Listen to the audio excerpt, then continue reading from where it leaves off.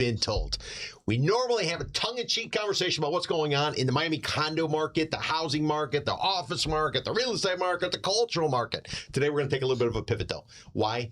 We're going to be talking about Surfside, that condo collapse, that tragedy. Nearly 100 people died. $1 billion settlement paid out to the families of the victims when about 1 o'clock in the morning on the 24th of June, 2021, a 12-story building with 136 units went down. It changed not only Surfside, it changed the Barrier Island, it changed condos throughout the state of Florida, and other states are picking up a lot of the changes that have been made in Florida. 5 years later, we're going to take a look at what happened, where we're going, and what is the local impact. So that's our conversation today. I'm Peter Zalewski, condo consultant, expert witness, founder of the Miami Condo Investing Club. Joined here by my partner, my co-host, Oscar Musibay from Lee and Associates. He does commercial real estate with a focus on office, which is not the focus of the show today. However, we'll probably touch a little bit on office today. So we're going to try and make this as interesting, engaging, and deep as possible with an expert on residential and everything that's going on in Miami and specifically in that area. He's working on a big project right now, analyzing all that data. So we're going to get knee deep into that. Why don't we start where, what was going on in June of 2021? Remember the pandemic? Well, let's take it back to February 2020. February 2020, Miami hosts the Super Bowl.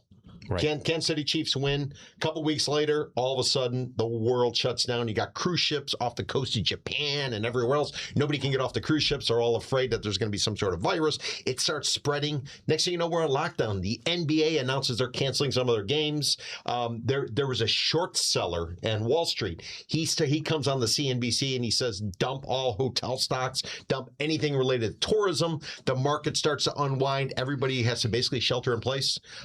Fast forward. You got to wear a mask. Yeah, everywhere. There's mandates. Take me back to 2020, 2021 as we build up to Surfside.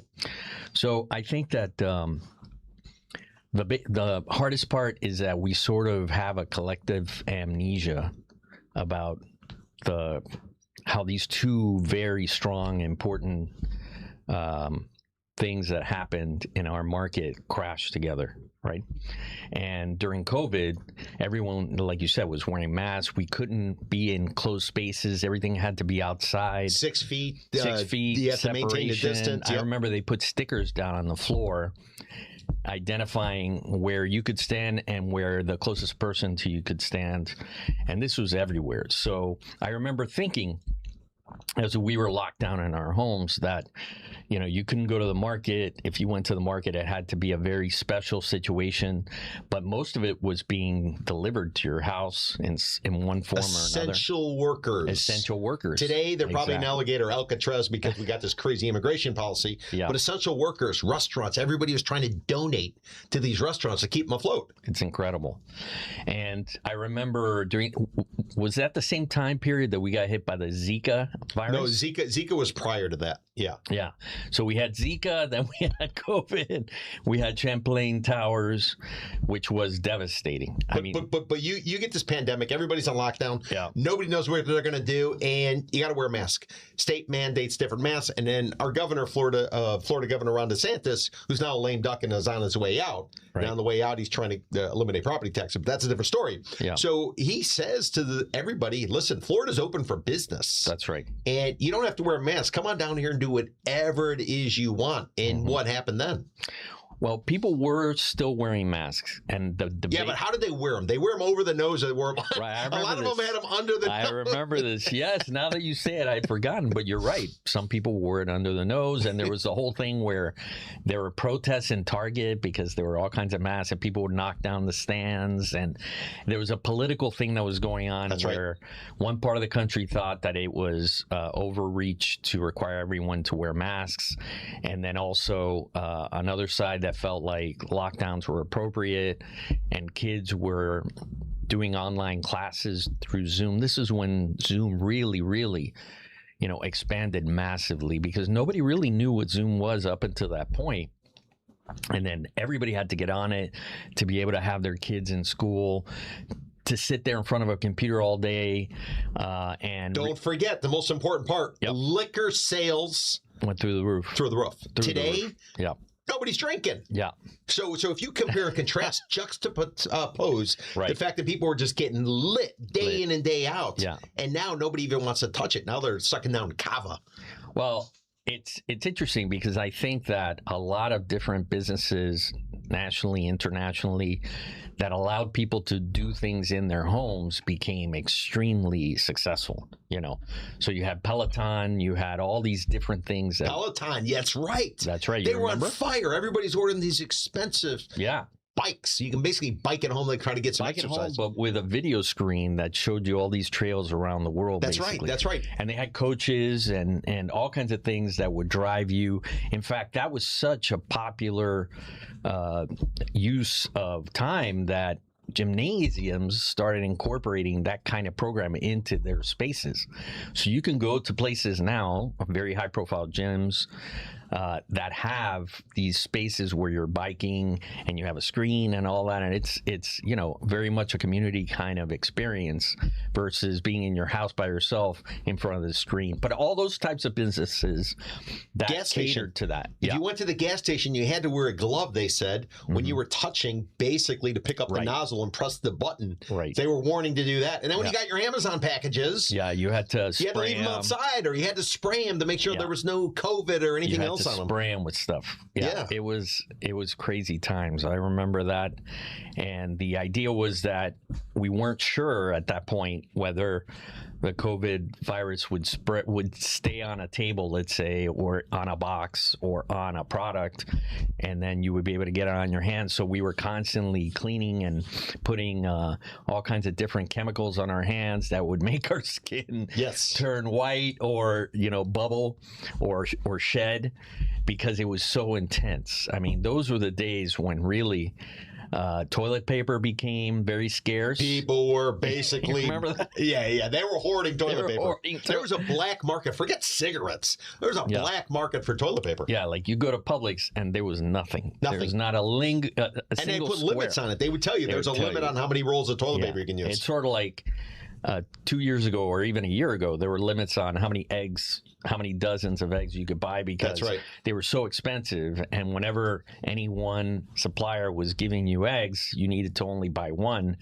And things have gotten better, you know, but all that kind of like hoarding and limited resource dynamic was very intense. And President Trump, under his first administration, he allocates all kinds of cash, and they basically throw cash at technology companies, biotech companies, and they come up with what would ultimately be a vaccine. Yeah, like 4 vaccines. So it's meant to save the world. There was a Chinese vaccine, and then there was a U.S. vaccine.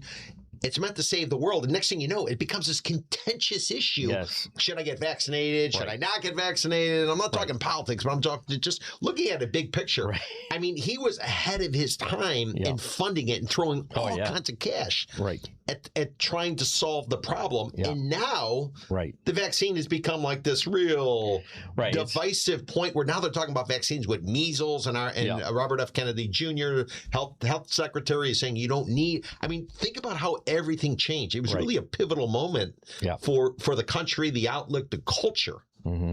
It's been a real shift culturally and socially in our country, where, you know, we beat polio through vaccines. We beat all these different types of the measles, all these different types of diseases and outbreaks through vaccination.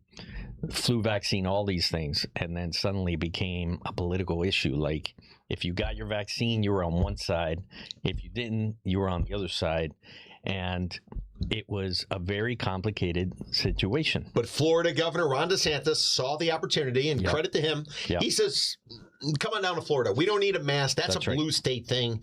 You don't have to get vaccine. Just come on rolling in. And the people came rolling in. And you know where they went? A lot of them went? Where? They went to Ocean Drive. You know why? Miami Beach was permitting them to get on a police car and twerk. You remember that? Everybody was twerking on police cars. Peter's oldies but goodies. He loves bringing that. But set the scene. So now suddenly you can work from home. Companies are saying, yeah, go ahead, work from home. people are running hustles where they got 3 or 4 different jobs. Yeah. They got something where it looks like the mouse is moving because they're using some kind of mechanism. They're getting paid here. They're getting paid here. This is before AI. Right. And you can work from home. So what happened? People said, you know what? I got to reconsider my life, my family. What do I want to do to be happy? I'm not going to grind it out anymore, and I can save money. So many of them picked up, and they headed to places like Boise, Idaho. Yeah. Boise, Idaho, they went.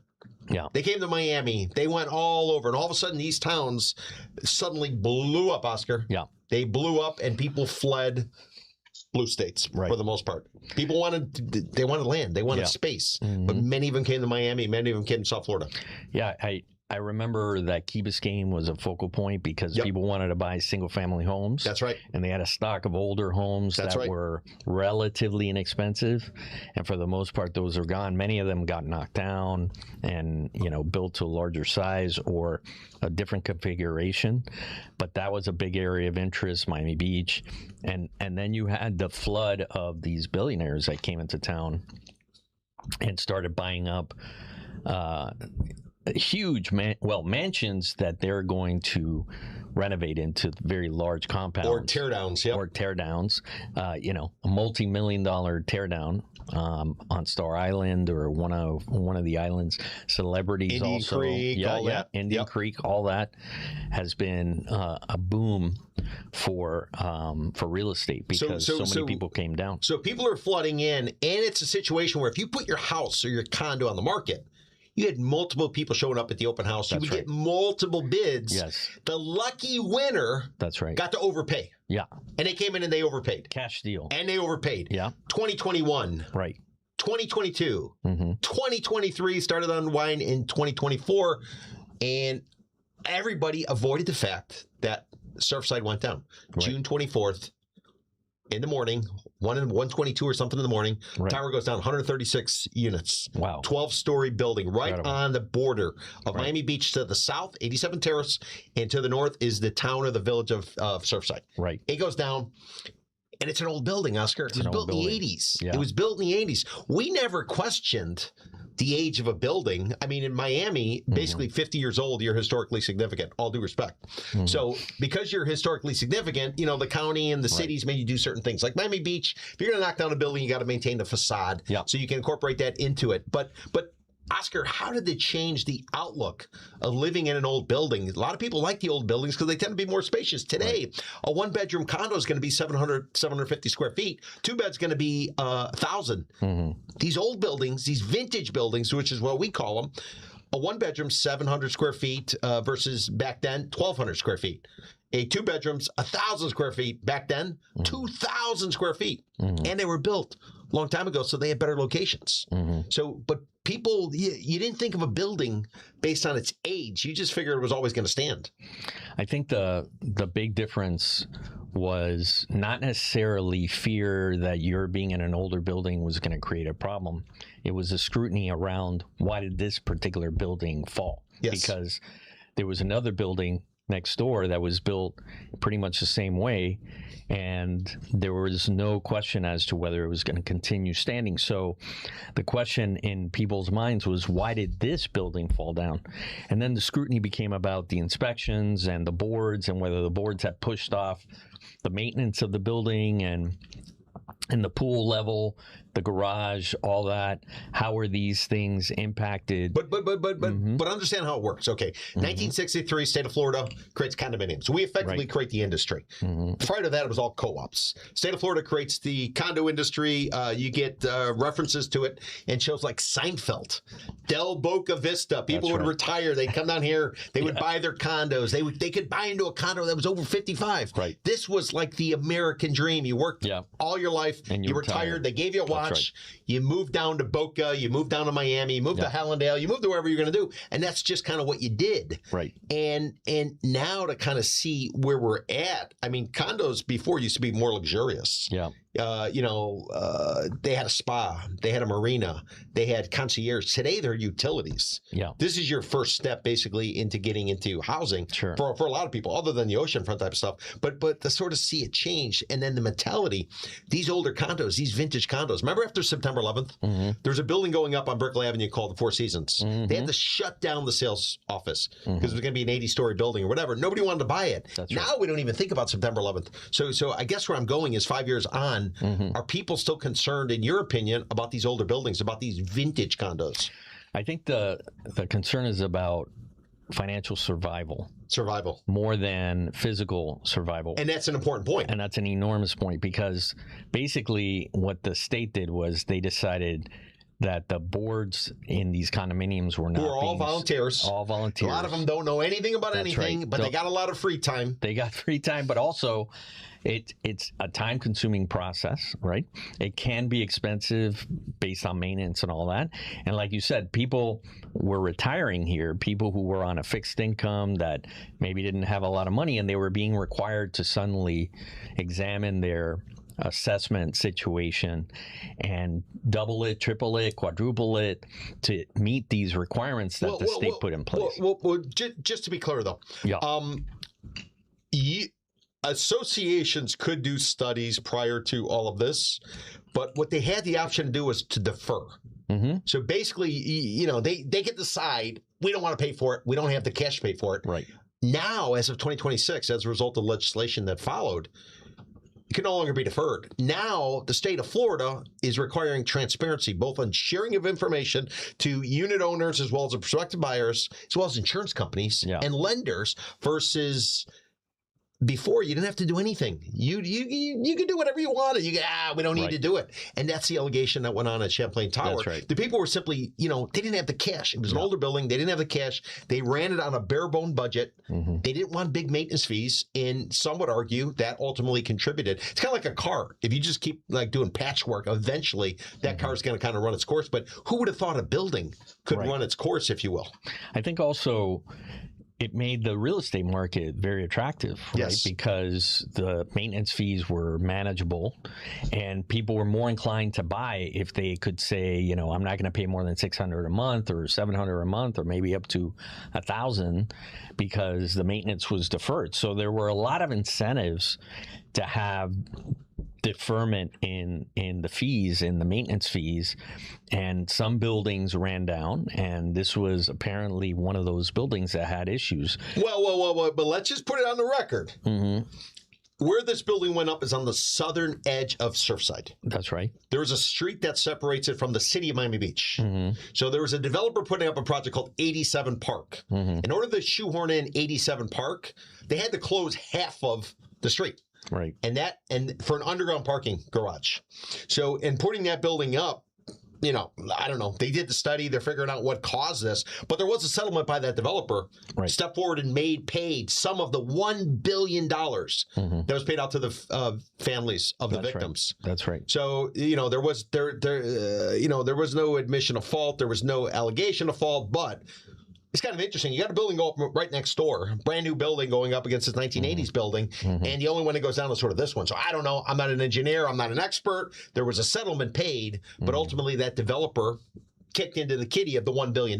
That's right. So I think that there was a need in the state to really scrutinize how buildings were dealing with but they don't want their to. assessments. But they don't want to for a lot of different reasons. We don't have state income tax. They make their money off of property taxes. That's right. And valuations. Yeah. And if everything is fine and we live in a bubble, what the hell? You got nothing to lose. Let's just keep jumping up the prices. Let's juice them. Juice them. And that's what we've done. That's what we've done. So my question to you, since you're a real estate expert here. Condos only. Condos specifically is, does deferring the maintenance over many years return a greater value to the seller of a condominium and a greater cost to the buyer of a condominium, or is it less cost to them? Does the seller, are they able to increase their price more because the maintenance is lower? Or if it's higher, they just have to accommodate that and make it even, double potentially. There's a lot there. Let me give people a big picture. Sure. Okay, in the state of Florida, and we're doing a study right now. We're launching an entity called Condo Ratings Agency. Right. We're going to be rating condo associations based on economic feasibility, economic viability, economic stability. Sure. So what we do is we pull all the state records. Let me give everybody perspective. So what you got in the state of Florida is about 28,000 condo associations. Okay. 1.6 million units. Incredible. And just to give everybody an idea, every condo, figure it 1.5 people per unit and 0.5 dogs. So I like to say that because if you walk out of your condo, you don't see any green area, just keep that in mind. You're going to see half a dog. Well, I'm not worried about seeing half a dog. I'm worried about half a dog. You're in big trouble. I'm worried about the breadcrumbs that the dog leaves behind. Yes, is kind of where I'm going. Yeah. So let's drill down to South Florida. In South Florida, Miami-Dade, Broward, Palm Beach County, you're going to find 13,000 condo associations, 760,000 units. Sure. Multiplied by 1.5. Right. We got over 1 million people in South Florida living, in theory, in these condos. Now, when you go ahead and you take a look at the age of the condos, now remember, Champlain Tower went down. It was built in 81 or so, 82. It went down in 2021. So let's do some rough math here. 91, 2001, 2011, 2021, 40 years old. Okay, so we identify vintage condos of those condos that are at least 30 years old or older. Why? Under new state law, there's a requirement at year 30. There's some generalities and some other changes, but at year 30, you got to do a real roll up the sleeves inspection called a milestone inspection. So at year 30, you got to do this inspection, milestone inspection. This building that went down was 40 years old. Sure. Okay. So of the 760,000 condos, Dade, Broward, Palm Beach County, 67% are at least 30 years old. That's a lot. So this market is a vintage condo market of old units. 1 out of every 3 units is going to be what we call modern, less than 29 years old. I would be modern, you're vintage. Right. Just to sort of keep it straight. Here we go. So you asked about the cost of living in these. Well, you know, the only time it made sense, because these are bigger units than the vintage versus the modern, which are going to be smaller and tighter because they built them later. Right. You know, the land cost, everything else. So, you know, the challenge has always been people living in there, they're living in these older units, just like you buy a used car. If you have a car, I don't, not since 2013. That's right. Because you're trying to save money. Yeah, that's what you say. So, well, so this is sort of the situation. People living in older condos typically are trying to save money, or they don't have the money. Right. Now, to maintain these older buildings, there's a certain cost, but let me throw something in there. Let me throw in Liberation Day. Let's come out with tariffs across the world. Right. What's that going to do? That's going to drive up costs. Sure. Let me throw in a war with Iran. What is that going to do? That's going to drive up inflation. Inflation's north of 4% now. Yeah. So what I'm saying is, even if you deferred your maintenance because you thought we could pay it later today, everything costs more today. And we all know what happened with supply chains during the pandemic. Yeah. All the costs went up. So it becomes cost prohibitive to the point where living in a condo is cost prohibitive. If you're thinking about a condo, you got 2 options. 1, you rent from somebody who overpaid. They're going to subsidize you to live in there. Or 2, you buy it at a deep discount. And then you say, well, how can you buy it at a deep discount? You buy it at a deep discount because if people have been living in the condos for a long time, they're heading for the exits. Yeah. They can't afford the maintenance fees. Yeah. They can't afford the special assessments. Our best guesstimate, buildings up to 4 stories, $25,000 per unit special assessment. Building is 5 to 14 stories, $65,000. Building is 15 stories or higher, $100,000 per unit. You got a year to pay, Oscar. Right. If you don't, condo association can foreclose, or association can go and take out a loan. Yeah. Interest rates on that, 9, 10, 11%. It's private money. It's practically like getting a payday loan. Yep. Over, you know, because you're short of cash. Yep. That's kind of where we're at. So you got this juxtaposition. People who had their condos, maybe some of them paid for them, they can't afford to live in it anymore because maintenance fees are going up. The special assessments are put in place. And if they choose not to do this, not only are they in default of the state of Florida, they're not going to get insurance. And if they don't get insurance, everybody with a mortgage in that condo is basically in default. That's right. So I think the other dynamic that's going on, I'm on the board of my association. How much are your maintenance fees go up? They've doubled. Doubled? Yeah. Well, because we're being proactive. We're trying to address... Are you you're in a vintage condo? Vintage at least condo, 30 years old or older. We're 12 units total. Okay. 2 stories. Oh, so you would fall under the state We laws. fall under. But the insurance companies are going to squeeze you. Right. So there are multiple levers that are being pressed against condo owners throughout the state. So whether the state says it or not, everyone's affected. 1.6 million units. That's right. We can't get windstorm insurance unless the roof meets a certain standard. No matter how many inspections we've had with people who say the roof is fine, the insurer that we had said no. And that meant that we had to individually insure our units or cover the windstorm ourselves. And the same thing in terms of the debt that we're going to end up getting from a lender to address the assessment. You guys are taking out a loan. Well, here's the question.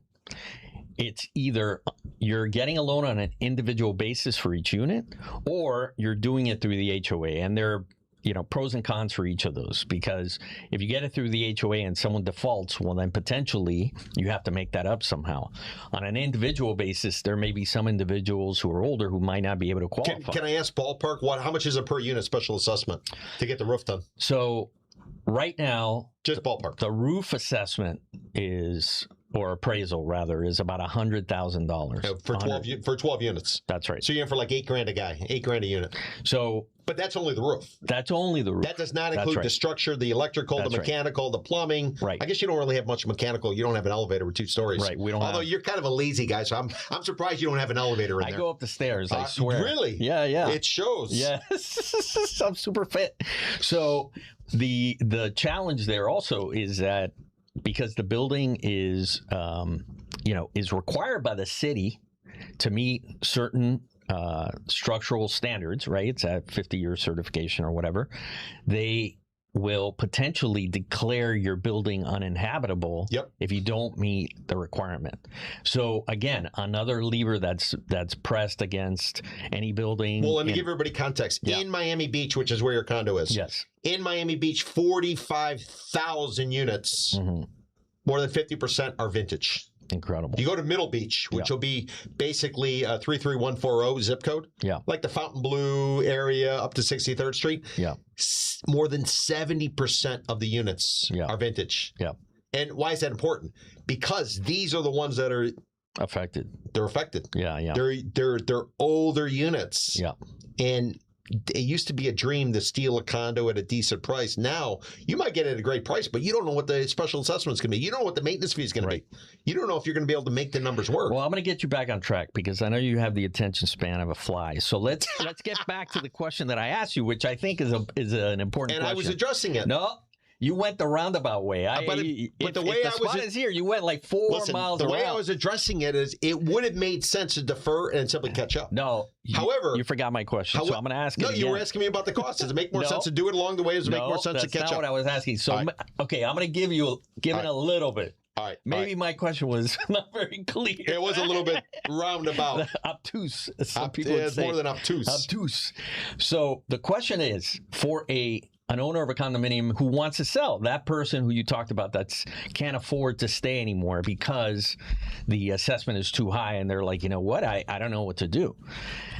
Is it better? Who has the advantage in a situation like that? Can the seller increase their sale price to make up for the assessment part of that equation, right?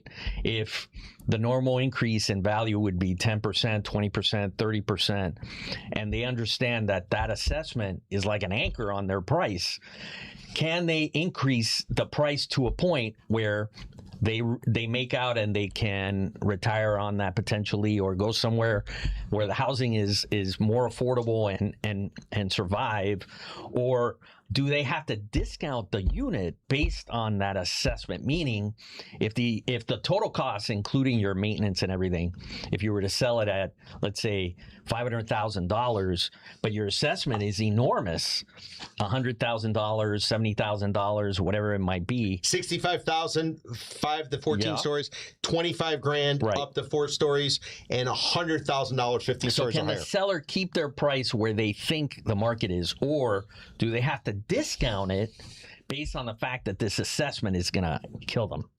Well, I would say we're recording this after 1 o'clock on a Thursday. And we always do Thursday at 1 o'clock. At Community News. At Miami Community News. That's Everybody right. come on in here. Get a tour from Michael or Grant. Yes. Grant's not doing anything. He's got time to show you around. Michael's busy working. Two brothers that run at the co-publishers. Incredible. So the good thing about doing it at 1 o'clock, Oscar, is everybody's already ate lunch. Yes. All right, so let me speak straight. Yes. First of all, if you are a real estate agent, you are in the industry, let me tell you, your location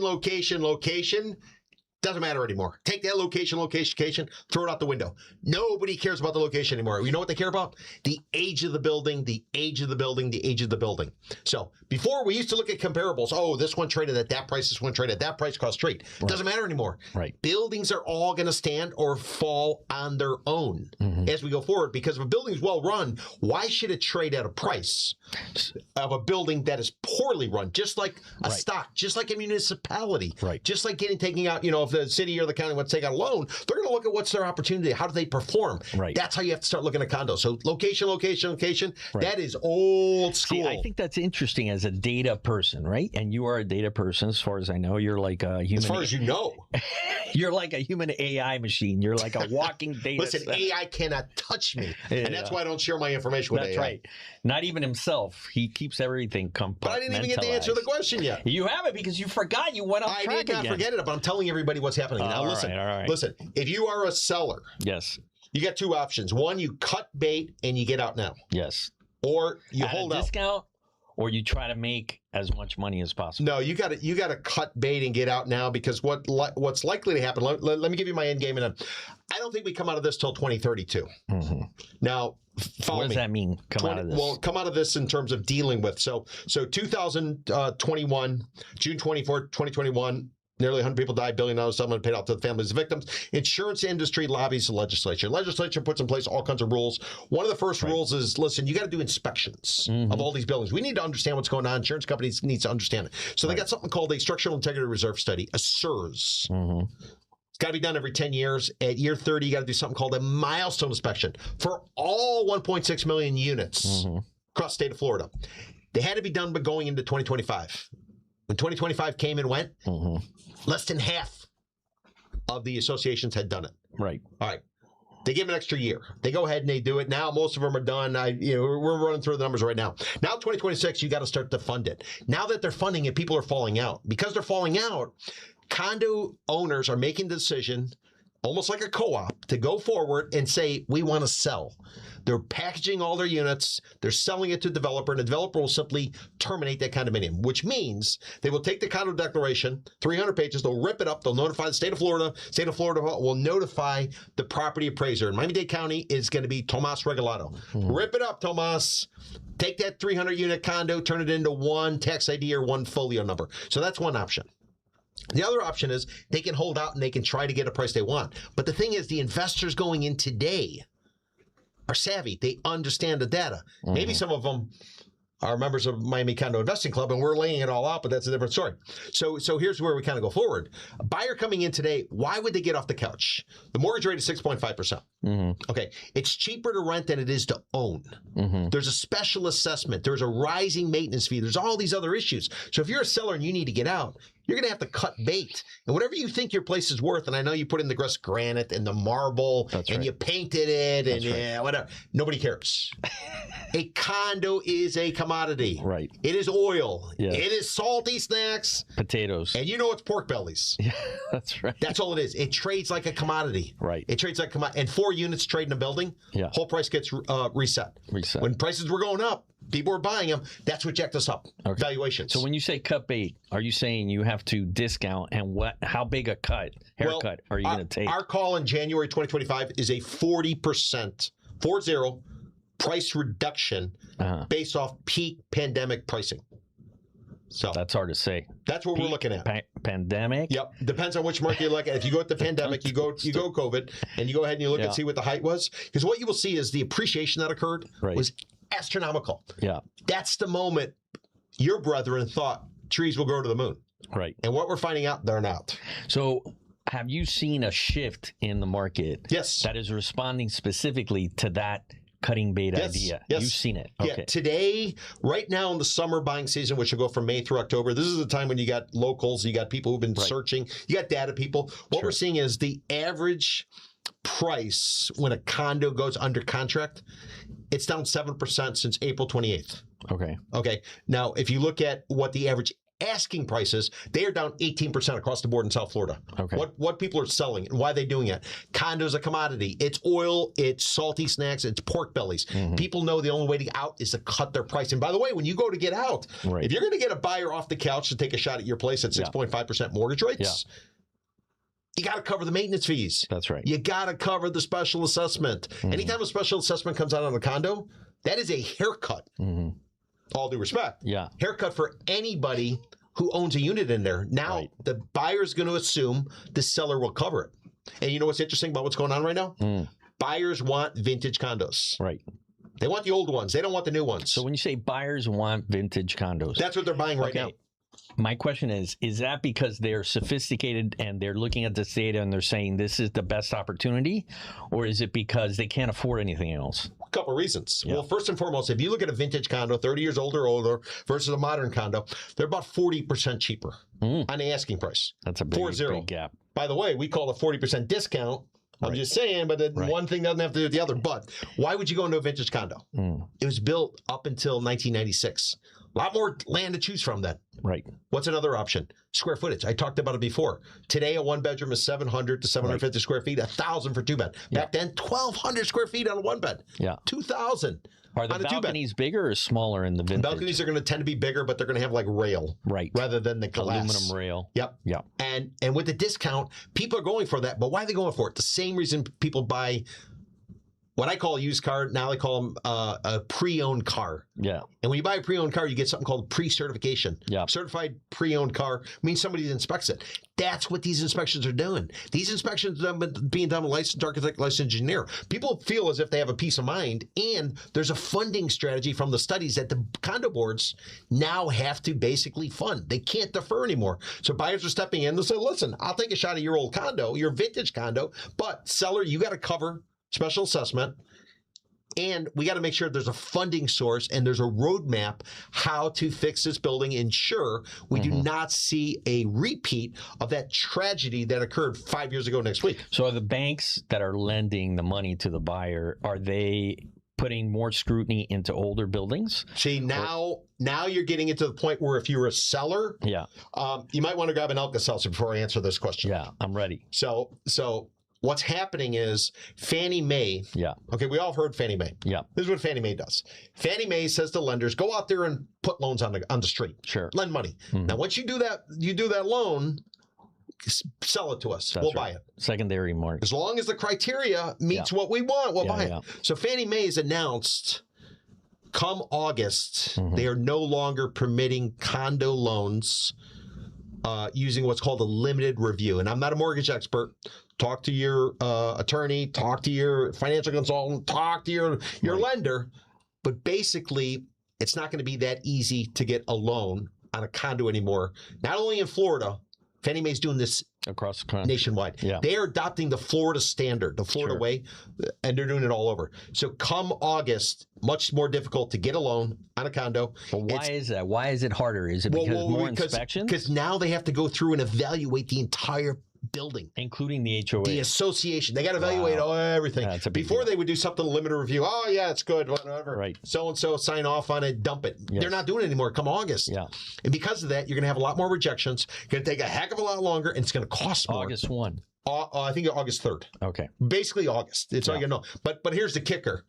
Come January 2027, Fannie Mae, just to double down on squeezing and turning the spigot off on condo financing, they're taking the reserve requirement from the associations that they have to earmark. They're taking it from 10 to 15%. So anybody out there in Boise, Idaho, you guys went into Boise during the pandemic and you think you're fine, it's a Florida problem. No, this is nationwide.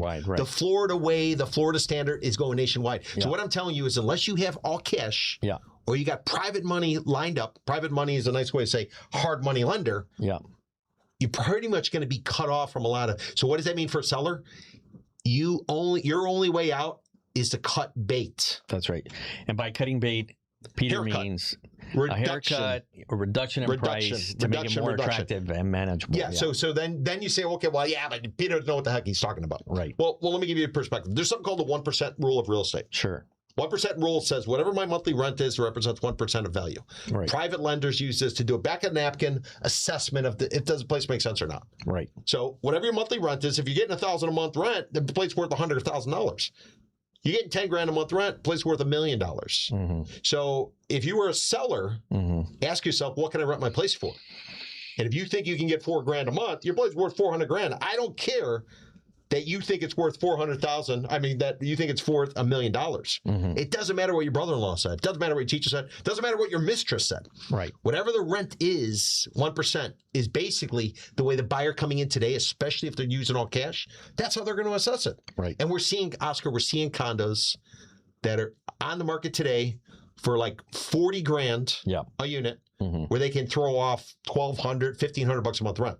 So these things are in the money. Now, what the special assessment would be down the line, because, once you start doing work on a building, you find more and more and more. And that's kind of where we are. So sellers, they're on the wrong side of the trade. Sure. Buyers, they can be very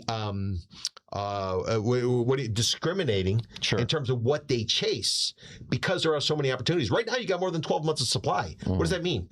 If nobody else puts their property on the market, a year from now, they'll finally burn through everything at the current sales pace. Right. And financing is getting tougher. So August. One of the profiles of Miami overall over the last 20 years is the investor class, right? A lot of investors came in here. Let's define investor. Let's define investor. So my question to you is, hold on. Define investor. So my question to you is, what percentage of that 67,000, right, is investor versus owner user? 67%. 67%. I'm sorry. Yeah.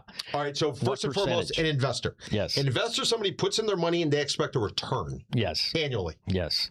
A speculator puts down their cash and they think 5 years from now, the place is going to be worth a lot more. Three to 5 years. Very big difference. So you're going to be able to attract a speculator who maybe is willing to subsidize somebody to rent that unit. You're not going to attract an investor. Investor's going to use that 1% rule. So understand how that plays out. Now, can a speculator get their hands on cash? Yeah, they're going to be able to get their hands on. But the investor is going to be solid versus the speculator, who's going to be more casual, I would say, in terms of doing their underwriting, their due diligence. So my question is, what percentage, right, of that number that you talked about at the beginning? Well, let me give you real numbers. 760,000 units, Miami-Dade, Broward, Palm Beach County. 508,000 units are vintage, at least 30 years old or older. Right. These are the ones undergraded. We're talking 500,000, 1.5 people per unit. 750,000 people are living in these vintage condos in Tri-County, South Florida area, according to state of Florida records. So what impact is this dynamic of required discounting going to have on the ownership in South Florida? Will do the investors and speculators have a little more breathing room and they can absorb that kind of reduction that they're going to make, because the renters are not going to pay a full price to cover your entire renters cost. are getting subsidized. That's right. They're being subsidized. Renters are being subsidized. Right. So are they deep-pocketed enough that they're going to stay, or you're going to start seeing units get dumped into the market? And this is what I'm saying, 2032. Yeah. So what happened is 2026, you can no longer defer, and you have to fund and begin the work on the restoration necessary, identified in the studies that were supposed to be done in 2024 and 2025. Okay. Right. By the way, everybody, every $2 million of restoration work is 1 year of guys swinging hammers. And I guess women can swing hammers too. That's But right. it's also every $2 million is 1 year of that guy showing up at 10:30 in the food truck, or what I call a roach coach, hitting that horn. Na, na, na, na, na, na, na, na. All the workers come down. They're sucking down a colada, smoking a cigarette, eating some ropa vieja. Day after day after day, dust everywhere. Yeah. Nails. You're gonna get flat tires. Pigeons. Yeah. Pigeons love construction sites. That's right. Rats. So, probably get some rats too as well. But this is kind of what's going. So do investors like this? They love it if the numbers work. They love it if the numbers work. But if you're an end user, what are your options? So what is the... Well, yeah, but if you're an owner, what are your options? Your options were, first of all, you made a big mistake. You should have sold. We've been telling people, sell, sell, sell. They didn't pay any attention. So here's what you're up against. We got the World Cup going on right now. Miami's hosting 7 matches.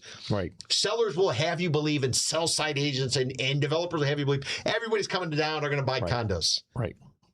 I don't know. I don't know. We don't know. That ties us up to July. Let's take us to August. First half of August, you know what? Yeah.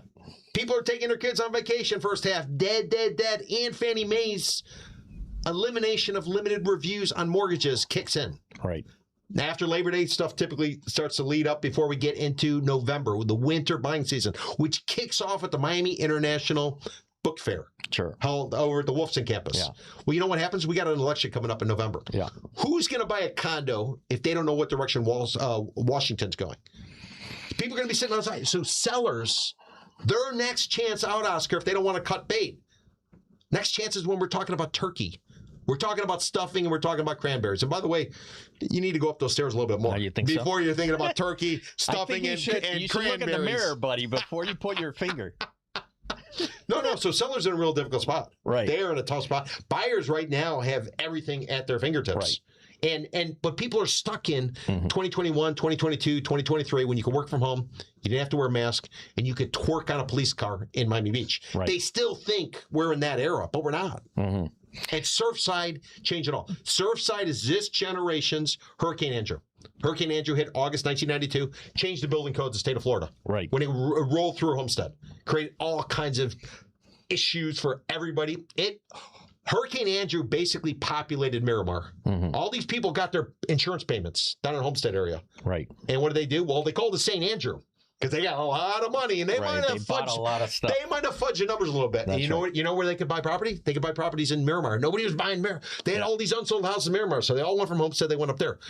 Surfside, 5 years ago, that disaster changed condo living in South Florida, in the state of Florida, in the nation. Right. So I like to call Peter Chicken Little a little bit. You know why? Chicken Little. A little bit. You know why? Because he's talking about a condo collapse. He likes to call it the condo cliff. You know Florida what I'm saying? Condo Association. Cliff. I think he trademarked Florida that. He Condo Association. Every time somebody says financial condo cliff. Yeah, but understand what the cliff is. Right. You're living there in a condo and you're paying your dues. So my question is, guy next to you goes bad, or he decides he's not paying. Yes. Now what happens? You guys either cut the services, or everybody's got to make up for the guy who's not doing it. That's right. 4 units trade. Maybe they get foreclosed. Okay. All the pricing gets recalibrated in your building. That's what I'm saying. Building by building by building. Don't listen to that real estate mantra. Location. Doesn't mean a thing. Okay. Doesn't mean a thing. But we're going to begin the process of fixing these units up or terminating them. All right. Recycling them. Grabbing that condo declaration, ripping it up. By the time you tear it down, then what do? Yeah. Then you put on a party, a launch party. You bring in a bunch of good-looking people. Not you. You get some you booze. Wouldn't get an invitation. You get some booze. You get it catered, and you make people feel special, so they sign their name on a dotted line. The weedy lot parties. It takes 12 to 18 months to get enough suckers. That's right. To sign their name and put up 50% deposit. Then you got to construct it. Then you got to construct it. 3 years to construct. 2 years. By the time you run it out, when all these buildings come online, 2030, 2032. First of all, Peter is using the word sucker loosely because he's actually his giant fortune. He's like, Scrooge. He sits on it, all these coins. He loves doing that in his house. And he made some of his money from buying and selling some of these commodities, these condos that you love. On the downside. Yeah. But when we were doing it. When was that? 2007, 8? Was that when it was? No, it was like 8, 9, 10. Yeah, but we were buying stuff 20 cents on a dollar. Right. And that was my next question. If I actually got in a word edgewise here, because, Chatty Cathy over here never stops talking. My question to you is, are you saying, because I want to put this on the record, are you saying that we're headed for another 2007-8 level correction in this market based on all these assessments and all these dynamics? Or is there going to be a softer landing? Well, so back then, understand where we were coming from. We were coming out of .com bust. Yes. I'm not going to say AI bubble is the same, but I'm just saying. Coming out of .com, followed by September 11th. Right. After September 11th, Alan Greenspan, Federal Reserve Chairman at the time, cut interest rates to zero. Therefore, mortgages were cheap. Remember, when rates come down, housing goes up. When rates go up, housing goes down. And then, President at the time, George W. Bush, he wanted everybody owning a home so they could build wealth. Yep. So financing became readily available, and the speculators came out, and we had less stringent money laundering laws. Right. Now the feds have got involved with money laundering laws, so you can't really do it the same way, although I'm sure they're figuring something out. So what's causing this one? Mm-hmm. Well, what caused this one is you had 2021, 2022, 2023, work from home, don't wear a mask, and twerk on police cars. And everybody came in Miami Beach. Right. Ocean Drive specific. Did you ever twerk on one of these cop cars? No. No, you didn't. I didn't get a chance. You didn't get a chance. No. Okay, so that caused valuations go up tremendously. Right. Now what's happening is because of the mandatory inspections, every 10 years, structural integrity reserve study, year 30 milestone inspection, because of that, and the fact you can no longer defer the cost to do the necessary work, now suddenly this is a cost issue. This is becoming cost prohibitive to own a condo when people can rent it. And this is where the unwind happens, because the only time you get a new buyer in, you got to find a sucker. You got to find somebody looking to launder cash, or you're basically going to sell it to somebody who actually understands the numbers. And the divide between the two or three is so dramatic. So, for instance, right now, the real estate industry is going to tell you prices are going up. Now, prices are going up. Well, you know what's going up? The average is going up. You know what's going on with the median, the number right in the middle? It's going down. Why is the average going up? Because expensive stuff is getting discounted. Right after the holidays, if you're cheap like me, you go shopping. The best quality stuff, they'll maybe take 10% off. Right. And people snag it right away because it's good quality. Yep. The stuff that you get 70, 80% off on, that's the double XL sweater. That's like a bright green. And has plaid. That's not going to sell in Miami. So what I'm saying right now is average is high. Numbers are skewed because expensive stuff is getting discounted. Median number is coming down. But we're already seeing the sell-off. The sell-off is already underway. And the industry's not going to tell you that. They don't want to tell you that. But it's already happening. You know what the industry's calling it? What? Your brethren.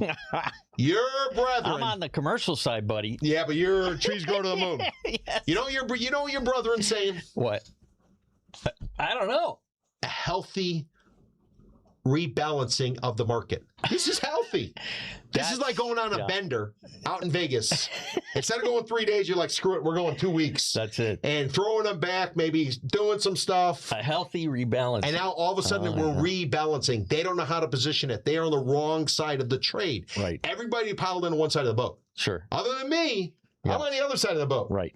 And we've been beating this drum for people. But you're not saying that the level of collapse that we had in 2007-8 is coming. You have to have a 40% reduction in pricing to make the numbers work from an investor perspective. From an investor perspective. What about an owner-user? Yeah, but understand, Fannie Mae's turning it off the spigot. Right. If they don't want the financing available, that first-time home buyer, there might be a little bit more challenge. The property might not appraise out. So who's going to buy it? It's the investor. Right. The investor class will come in, and they will basically devour much of this stuff. And some of these old condos, they're going to get terminated. They're going to get terminated. Then you got to rebuild it. So basically, the entire market is being disrupted at the same time that the real estate industry, the professional part of it, the whole thing is getting disrupted. You got a mutiny going on with a company called Compass, which is trying to basically create its own MLS, multiple listing service. You got the industry doing what it's doing. They're merging. They're trying to remain relevant. You know, Miami's merging with Fort Lauderdale. Now you got 93,000. The head of it is retiring. Dude, everything is up in the air. And you know what happens when everything's up in the air? You get pitchforks, you get torches, you get the barbarians at the gate. That is the moment we're at right now. And it's all being driven by the cost of condo living. First Service Residential, property management company. They say it's $1.15 a square foot per month on the average maintenance fee. So if you live in a 1,000 square foot place, you are burning $1,200 a month just on maintenance. Right. You don't get it back. Right. And then everybody's excited about how much the property went up. Yeah. Well, they got property taxes, 2%. That's it. Even with a homestead. That's it. So I'm just saying, and then insurance. It's a lot. The insurance is the question mark right now. And it all changed because of Surfside. It all changed because 5 years ago next week, the world changed in the condo market. Yeah. I mean, it's a tough situation because a lot of people out there are concerned, and I see it in my building, older people who don't have the cash to be able to accommodate this kind of increase in their maintenance. And the lenders won't lend to you if your increase in maintenance is more than 50% because they don't want to take that level of risk. People can't afford it. They know people are going to fall out. And now let's throw in gas. Now, supposedly we got some kind of MOU or whatever, memorandum of understanding in Iran and whatever. everything costs too much. If it costs too much, what are people going to do? They're going to stop paying their health care if they can get health care. Right. That's the big issue. They're not going to be able to drive. I mean, what are you going to do? What are you going to cut out? You're going to eliminate food? You're going to eliminate your prescription? You're going to eliminate, I mean, people are getting squeezed so dramatically right now. And typically when you don't know what's going to happen, what do? You sit on the sidelines. And that is the worst thing. A seller who's just being burdened by this cost of condo living, that's the worst thing that they want. So what happens? Then they're going to have to cut the price. Here comes the commodity aspect. Remember, 4 units trading a building, the whole thing gets reset. I remember Great Recession days. We would go in buildings. Every other light in the hallway would be turned off. They had the swimming pool closed. They got rid of the valet. They limited the security time. They did whatever they could to kind of make the building last. We've already had, Oscar, 2 condo associations in South Florida, one in Delray, one in Miami Beach, file for bankruptcy. File for bankruptcy. Incredible, yeah. Yeah. But I don't want to give the impression at this point that even though there are a lot of factors that are impacting the ownership and the costs associated with condominiums, that we're on that level of parallel. No, but understand what's happening. Mm-hmm. The big complaint by the millennials, right, of which I'm one, yes, as well. As well as Gen Z. I would not bet on that. As well as Gen Z is the fact that they say they can't afford a house. Yeah. They can't. Let me tell you, Gen Z, if you're watching. Yes. Millennials. Yes, they're all watching. This is like the biggest thing in the Gen Z world. Your opportunity's coming. Yeah. Your opportunity is here. Mm-hmm. Your opportunity is upon us. And who's going to get taken out? Most likely the speculators who overpaid in 2021, right, 2022, 2023, when they thought they could work from home. They didn't have to wear a mask and they could torque on police cars. Those are the people who are on the firing line right now. And who's going to benefit? The millennials and the Gen Z. So this whole thing about affordability, it could flip relatively quickly. Is it going to be easy? No, it's going to be messy. We are basically, this is more than a food fight. This is like more like a rock fight. That's it. It's all being battled out right now. And by the time we come to the other side, let me tell you what happens. Because it's Surfside. Uh-huh. We trade condos online like we trade cars with Carvana, like we buy hotel rooms or buy airplane tickets. I think we should do this. But this is what's coming. Why? Yeah. Because of Surfside. Yeah. Surfside caused and created this necessity to study buildings, to analyze data, to crunch the data, to figure out the economic feasibility, viability, stability of condo associations so that you could trade condos online. And that's where my condo ratings agency, where we're going to be looking at it all, it came up in 2009 because a banker was telling me, listen, we got these loans Fannie Mae won't buy. We don't know what the shape of the condo associations are. We can't figure it out. Right. We tried to go forward, but we were told legal opinions that we might get sued because it could be interfering with commerce. Because if we upgrade or downgrade a condo association, it's probably going to impact pricing. Oh, for sure. Now we're at the point, though, where everything is starting to open up, and we're going to be doing it that way. So what I'm telling you is 2032, the market's cleaned up. We understand what's there. You get the terminations, you get the new product, and you're trading condos online, and you probably don't need a real estate person per se. And that's kind of where we're moving. So I told you, if you're in the real estate industry, I hope you ate your lunch before this conversation. Well, I think now is the time on that note, right? Twerking on police cars, which is one of your favorite images to portray, that we start getting ready to close the show. We got already a note from our great producer here at Zoni. That's because you're always going on and on and on. And he's giving us the signal already. I think that's the signal he's giving us that it's time to wrap it up. Thumbs up. He was giving me a thumbs up. He was saying I was number one. That's what I saw. That's what I saw. I thought he said I'm number one. But anyway, let's close it up by giving a hack. Do you have a hack this week to make things a little more affordable for people? Yeah, listen, if it were me, and I know it's a challenging time, everybody, if it were me, I'm going to go with a hack that was told to me by somebody who used to work for one of the ride-sharing companies. If you guys are going to take Uber or Lyft or any ride-sharing company, what he said you do is you open up the app, you put in the location you want to go, you let it sit about 20 minutes. The industry at first will hit you at a higher price, but as it goes on and on and on, they're going to think you're shopping, and they'll probably discount the price. price. So if you're going anywhere, half an hour before you need to call Uber or Lyft or ride-sharing company, open up the app. According to my friend who used to work for one of the companies, just leave it open. And by the time you actually need to call it, the price probably would have come down. So that would be my suggestion to you. But everybody remember, if you are in one of these condos, it's going to be tough sledding. It really is. And this 5-year anniversary, this was a tragedy. It changed everything in the industry. Florida created condos, 1963.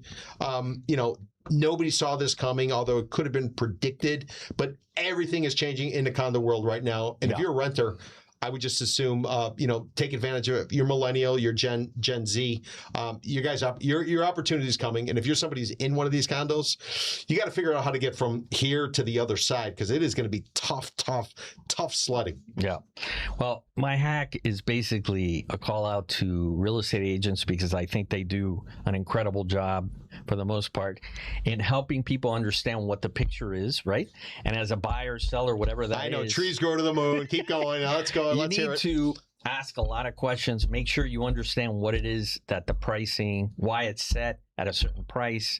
Because if you don't set it correctly, if you're selling, you could have a big problem. You're either going to leave money on the table, or your unit is going to sit on the market for a long time, waiting until it actually adjusts down to where the price should be. Make sure that you understand, use all these AI tools that we have now, and ask it questions. Don't use AI. Ask it questions. Zillow has its own AI. It made a big investment using their own Zestimate. All right. And you know what happened? They had to sell for a loss. They Sell took what for a loss? Their portfolio that they bought based on their Zestimates. Okay. This has been documented. This is publicly traded. And what I would tell everybody, just an ending. Yes. 1926 was the end of the Great Florida land boom of the 1920s. Right. It took a while for it ultimately to unwind. And many would argue, there's a book called Bubble in the Sun, Christopher Knowlton. It argues that Black Friday on the stock market, the sell-off that ultimately led us into the Great Depression because of tariffs and because of isolationism in the United States, with a president called Hoover, which led to Hoovervilles. It all began with Florida real estate because many people were speculating down here. Sure. So I'm just saying, 100 years ago in September 1926, Great Hurricane of Miami, Great Miami Hurricane comes rolling through. The game is over. So it's 100 years later. History doesn't repeat itself, but everybody needs to be aware of the context. Yeah, I think the great thing about all these tools, AI, LoopNet, all these incredible resources that you can tap into online, is that you can get a lot of data. But sometimes the data can be a little misleading. A lot of times. Because for instance, we don't realize what these numbers actually mean. We don't allow AI to use our data. We hide it off. Right? Yeah, because so what you're getting out there is primarily trees grow to the moon data. Okay. Well, sell side data, which means a higher price. Did you try to give it to AI and they're like, no, AI we don't trust you? Is that what they said? AI's asking. First it was Claude, then it was Sam Altman. We're not giving it to them. You're not giving it to them. We're not giving it to them. We're not giving it to them. That's good. I mean, listen, you're an unusual person. You always take your own road, and this is clearly a path you want to take, and that's fantastic. I support you 100%. So we want to say thank you for joining us today. It's been an incredible opportunity to revisit something that's been incredibly important to Miami and how Miami has changed and evolved. And we're still a very vibrant, exciting place to live in, to learn about, to think about, to enjoy your life. And we hope that you continue joining us next week. We're going to have a great show. My friend Oscar Fuentes, who's an author and a poet, is going to be with us. His program is called The Biscayne Poet. He does everything under that name, and you may have seen him. He's going to be with us next week. It's going to be a great show. And we got a lot of World Cup games going on, right? That's right. So Colombia won last night. Argentina has won. The U.S. has won. So a lot of the big names that you would expect to be doing well are doing well, right? That's right. Now, Peter's buying me a ticket to one of the games, he told me, and he's getting it through some kind of secondary market. So we may end up at 7-Eleven, I think, watching the show with, the like FIFA World Cup reporter drawing the pictures. The FIFA's doing a big party at Bayfront Park. Oh, that's right. Yeah. By Bayside. So that's a great hack. That's a great hack. That's where everybody should go. It's free, right? It's free. Wow. It cannot get better than that. So enjoy the rest of your week. Enjoy your weekend. Enjoy the summer. It's getting super hot. And remember the people from Surfside. Exactly. Say a prayer for them. And thank you for joining us. See you next week.